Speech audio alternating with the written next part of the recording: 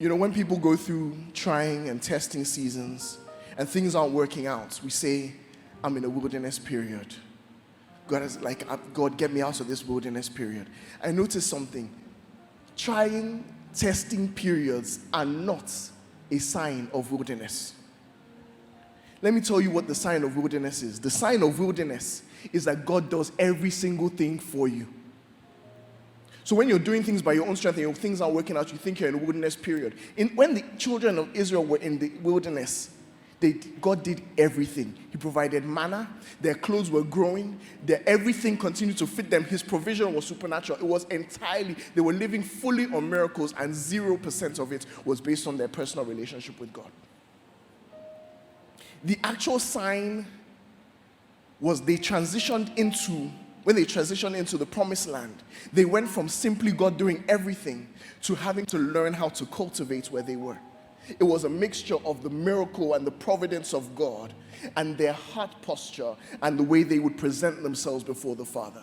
So when we say that I'm in a wilderness period because things are not working for me, I'm doing this, I'm doing that, and I can't see how God is going to do it for me, check what season you're really in. One of the biggest signs and one of the biggest troubles that we face is actually that God has carried us into the promised land. And we have forgotten the God that carried us. And so we're doing everything in our strength. And we are failing and faltering and blaming God. And it's because God has done so much for you that you've gotten comfortable in the promise and forgotten the God of the promise. You know, there's something that I learned in Adam and Eve, the very first example of this. They eat of the fruit and then they go and they hide. They hide from the presence of God, but they do not leave the promise of God. They did not run out of the garden. They were still in the garden. They were still in the territory where God was operating and kept them, where God had placed them. But they were avoiding the relationship. And sometimes as a church we get that way.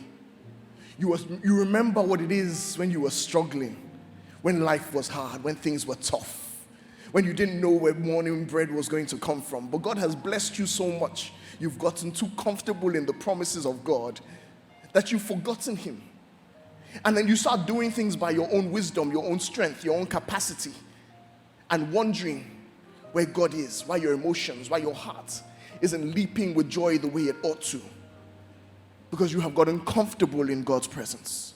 You've gotten comfortable, you have neglected the relationship with God. You don't serve the way you used to. You don't give the way you used to. You get frustrated when people come and they ask of you, you say, go, work harder. You've forgotten when people lended their hand out to you when you had nothing. And so we get comfortable